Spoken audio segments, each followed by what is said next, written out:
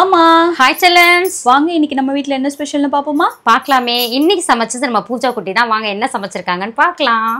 Okay. ஒரே புலம்பிட்டே இருந்தாங்க அம்மா வெஜ்ஜா போடுற அப்படின்ட்டு. ஐயோ நாங்க சனிக்கிழமையில இருந்து வெஜ் தான் சாப்பிட்டு இருக்கோம். ஆமா நம்ம பழனிக்கு போறோம் அப்படின்னு சொல்லிட்டு போல. இப்ப பாத்தீங்கன்னா பூஜா குட்டியோட டிசிஷன் தான், அவங்களோட சமையல் தான் இன்னைக்கு. பழனிக்கு போனோம், நான்வெஜ் பக்கம் போல. ஆமா. அதுக்கப்புறம் பாத்தீங்கன்னா அதுக்கப்புறமா இல்ல இப்பதான் ஸ்டார்டிங்கே. அதுக்கப்புறம்னா எப்படி? எறா பிரியாணி பண்ணிருக்கிறாங்க. எறா பிரியாணி சூப்பரானது பாருங்க.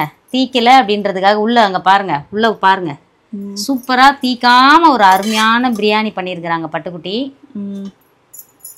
அது ஜாஃபத்ரி. ஜாஃபத்ரி உன்னை நான் தான் சொல்லியிருக்கிறேன், அது போடாதன்னு சொல்லியிருக்கிறேன்ல. அது ஒரு டேஸ்டே மாறிடும். அரைச்சிக்கலாம், ஆனா இப்படி முழுசா போடக்கூடாது. சரியா? போட்டு சாப்பிடுங்க. ஓகே. என்ன எறாவே காணோம்? 200 ரூபாய்க்கு வாங்கணும், எறாவே காணுமேம்மா. அது குட்டி குட்டி எறால போட்டு சுருண்டு போச்சு. அருமையான ஒரு சீரக சம்பா எறா பிரியாணி பண்ணியிருக்காங்க. அப்புறம் பார்த்தீங்கன்னா இந்த டைலாக் தான் நான் முன்னாடியே சொல்லிட்டு. அதுக்கப்புறம் வெள்ளரிக்காய் தயிர் பச்சடி. வெள்ளரிக்காய் பச்சடி பண்ணிட்டு வாங்கி ஒரு வாரம் ஆனதுனால மஞ்சள் கலர்ல மாறிட்டு இருக்கு. முட்டை அவிச்சாச்சு. அதுக்கப்புறம் பார்த்தீங்கன்னா பிரியாணிக்கு சிக்கன் தொக்கு பண்ணியிருக்கிறாங்க இன்னைக்கு. சூப்பர் பட்டு, அருமையான ஒரு சிக்கன் தொக்கு. பிரியாணி கூட இதை வச்சு சாப்பிடும்போது வேறு லெவலில் இருக்கும். மீந்துச்சுன்னா நேற்றுக்கு சப்பாத்தி செஞ்சுக்கலாம். பூச்சக்குட்டி வேறு லெவலில் சமைச்சிட்டாங்க. விரும்பின மாதிரி சாப்பிட போகிறோம். இன்றைக்கி ஒரு பொடி செல்லாக்குட்டி ஸ்வீட்டில் லஞ்ச் என்ன டிஃபன் என்ன மறக்காமல் கமெண்ட் பண்ணுங்கள். அதுக்கப்புறம் ஒரு செல்லக்குட்டி வந்து கேட்டிருந்தாங்க, அம்மா எனக்கு வந்து முருங்கைக்கீரை கடையல் செஞ்சு காட்டுங்க, நான் ப்ரெக்னெண்ட்டாக இருக்கேன், 9th மந்த் தான் அவங்களுக்கு அப்படின்னு சொல்லியிருந்தாங்க. பட்டும் நம்ம சேனலில் ஏற்கனவே போட்டிருக்கோம், போய் பாருங்கள். அப்படி இல்லாட்டி வாய்ஸ் நோட்டு கொடுங்க, நான் உங்களுக்காகவே ஸ்பெஷலாக வாய்ஸ் நோட்டு போடுறேன். ஹாய்மா முருங்கைக்கீரை ரெசிபின்னு மட்டும் கொடுங்க. ஹாய்மா போட்டிங்கன்னா நான் சத்துமாவுக்கான டீட்டெயில்ஸ் அனுப்பிச்சிருவேன். அதனால் கண்டிப்பாக கொடுங்க, நிச்சயமாக நான் போடுறேன். உங்கள் தாயும் சேயும் நலமாக சுகப்பிரசம் ஆக எங்களோட மனமார்ந்த நல்வாழ்த்துக்கள் தாங்க. சரிங்களா? அப்புறம் இன்னொருத்தர் வந்து இன்னொரு கொஸ்டின் கேட்டிருந்தாங்க. என்னென்னா உங்களோட ஷோல்டர் வலி, நிறைய பேர் கொஸ்டின் இல்லை, நிறைய பேர் வந்து அன்பாக கேட்டிருந்தாங்க, உங்களோட கை வலியை பற்றி சொல்லுங்க, அப்டேட் கொடுங்கன்னு சொல்லியிருந்தாங்க. எனக்கு வந்து இந்த கையில் இல்லை, மாறி சொல்லிட்டேன். இந்த கையில் எந்த கைனே மறந்துச்சு. இந்த கைடாமா அது வந்து ஹாஸ்பிட்டல் போகணும், சவிதா ஹாஸ்பிட்டல் தான் போகணும். எக்ஸ்ரே எடுத்து பார்த்தாங்க. அது என்னன்னா மசில்ஸ்லாம் கொஞ்சம் டைட்டாக இருக்குது. இந்த ஃபோன் அம்மா இப்போ கிட்டத்தட்ட பார்த்தீங்கன்னா ஒரு 5 வருஷமாக அந்த ஆன்லைன் பண்ணுறதுக்காக இப்படியே கையில் வச்சுட்டு இருக்கேன். ஃபோன் சேஞ்ச் ஆகுது, என் கை சேஞ்ச் ஆகல, இல்லை இதே கை தானே இருக்குது. அதனால் கொஞ்சம் டைட்டாக இருக்குது. மற்றபடி வேறு ஒன்றும் இல்லை. அது நீங்கள் ஃபிசியோ முறையாக பண்ணிங்கன்னா ஒரு 15 நாள் பண்ணிங்கனாலே சரியாக போயிடும், வேறு ஒன்றும் இல்லை அப்படின்னு சொல்லிட்டாங்க. நான் போகும்போதே வேண்டாத தெய்வம் இல்லை, ஏன்னா நம்ம உழைச்சாதான் நம்மளுக்கு எல்லாமே வந்து சொத்தாக இருக்குது. நம்ம சேர்த்து வச்சுட்டு நம்ம அதை உட்காந்து சாப்பிட்றதுக்கு ஒன்றும் கிடையாது. அன்னன்னைக்கு உழைச்சாதான் அப்படின்றப்ப என்னடா இது அப்படின்னு நான் நிஜமாவே பயந்துட்டு, வேண்டாத தெய்வம் இல்லை. அன்றைக்கே உங்கள்கிட்ட சொல்லிட்டு அம்மா பாசிட்டிவ் மைண்டோட போகிறேன், ஒன்றும் இருக்காதுன்னு. அதே மாதிரி இறைவன் அவர்களால் ஒன்றும் இல்லை. அந்த இடத்துல இந்த இடத்துல டைட் ஆகிட்டு இருக்குது கொஞ்சம். அதுக்கு முறையான எக்ஸசைஸ்லாம் சொல்லி கொடுத்துருக்காங்க. ஆனால் எனக்கு இப்போ என்னென்னா நான் போய் பண்ணிக்க முடிகிற நிலைமையில இல்லை. நான் அவ்வளோ வேலைகள் கிடைக்குது. ஒரு பக்கம் இன்விடேஷன், ஒரு பக்கம் வீடு ஒர்க் போயிட்டுருக்குது. இதெல்லாம் பார்த்து மண்டையில் அப்படி அழுத்திட்டு இருக்குது. அதனால தான் என்னால் போக முடியல. அப்புறம் பார்த்தீங்கன்னா நேற்றுக்கு அவ்வளோ ப்ரெஷர், ஏகப்பட்ட ப்ரெஷர், நான் சொல்ல முடியலன்னு வச்சுக்கோங்களேன், அந்தளவுக்கு ஒரு ப்ரெஷர்.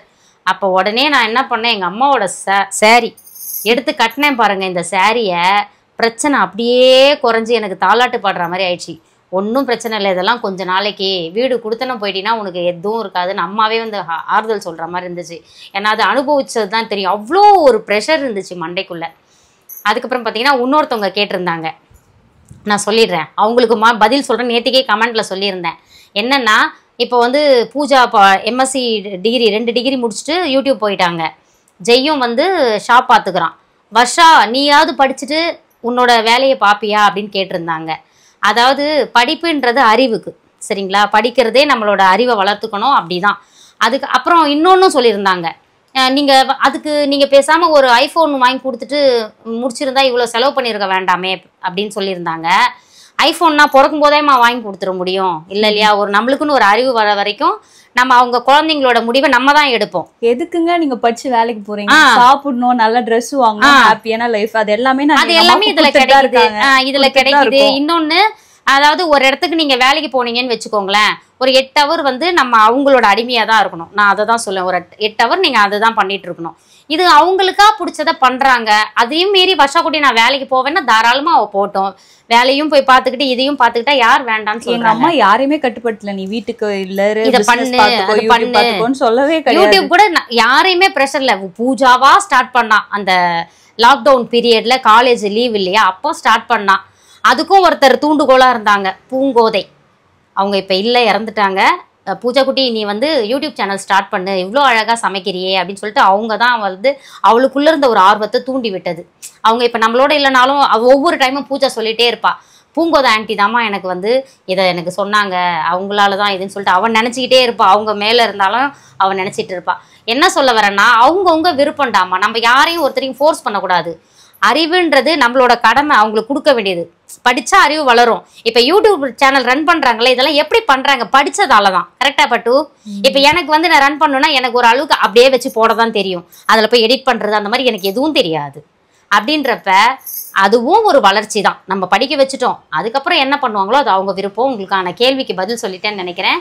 அதுக்கப்புறம் இன்னைக்கு திருமண நாள், பிறந்த நாள் கொண்டாடும் அனைவருக்கும் எங்கள் மனமார்ந்த நல்வாழ்த்துக்கள். செல்லுங்களா, வாழ்க வளத்துடன் எப்போதும் மகிழ்ச்சியா நிம்மதியா சந்தோஷமா இருங்க பட்டுக்குட்டீஸ்.